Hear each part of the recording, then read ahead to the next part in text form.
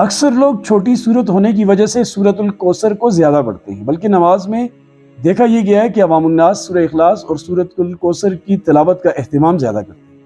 لیکن عزیزان محترم، آپ خیال کیجئے گا کہ اکثریت عوام کی جو اس سورت کو پڑھتے ہیں اس میں 3 بڑی غلطیاں کرتے ہیں، اور ایک غلطی تو ایسی ہے کہ علماء نے اس کو نماز کے فاسد ہونے کی وجہ قرار دیا ہے کہ جو بندہ یہ غلطی کرے گا اس کی نماز فاسد ہو۔ پہلی 2 غلطیاں آپ کے سامنے ذکر کرتا ہوں جن کی وجہ سے نماز مکروہ ہوتی ہے، اور تیسری غلطی جس کی وجہ سے نماز فاسد ہوتی ہے وہ بات۔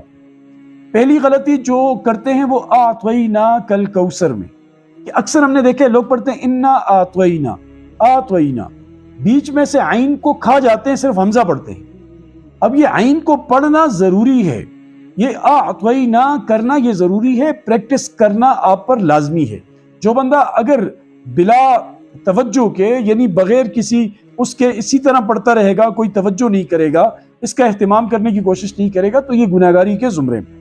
یہ پہلی غلطی جس کی وجہ سے نماز مکروہ ہوتی ہے۔ اور دوسری غلطی جو کرتے ہیں فَصَلِّ لِرَبِّكَ وَانْحَرْ، یہاں ایک لام پڑھتے ہیں فَصَلِّ لِرَبِّكَ، ہم نے اکثر کو دیکھا ہے وہ فَصَلِّ لِرَبِّكَ نہیں پڑھتے، ایک لام بیچ میں سے حذف کر دیا جاتا ہے، یا وہ سبقت لسانی تیز زبان کی وجہ سے اس لام کو کھا جاتے ہیں، اس سے بھی نماز میں کراہت پیدا ہوتی ہے۔ رہی بات تیسری بڑی غلطی کی جس کی وجہ سے نماز فاسد ہوتی ہے، وہ آخری آیت ہے۔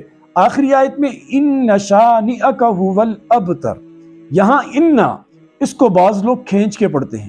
ایک انا شروع میں ہے نا سورہ کوثر کے، انا اعطینا، وہاں الف ہے انا کے بعد، اس کو کھینچنا ہے۔ اور یہ جو انا آخری آیت میں ہے اس میں الف نہیں ہے، اس کو کھینچنا نہیں ہے۔ انا کے معنی ہوتے ہیں بے شک، اور انا الف کے ساتھ اس کے معنی ہوتے ہیں بے شک ہم۔ اب ان شانئک، اس کا ترجمہ یہ ہے کہ بے شک اے نبی علیہ السلام آپ کا جو مخالف ہے وہ دم بریدہ ہے، وہ مقطوع النسل ہے، وہ تباہ برباد ہے۔ اب اگر ہم اسے انا شانئک پڑھیں گے، بے شک ہم آپ کے مخالف، تو بات ہی کچھ اور بن جائے گی۔ اس لیے اس کا بڑا اہتمام کریں۔ جس طرح لفظ ٹھیک پڑھنے ضروری ہیں، وہاں یہ دیکھنا بھی ضروری ہے کہ کون سے لفظ کو کھینچنا ہے اور کون سے لفظ کو کھینچنا نہیں، چونکہ نماز بہت قیمتی ہے، انتہائی قیمتی ہے، دنیا و ما فیہا سے قیمتی ہے۔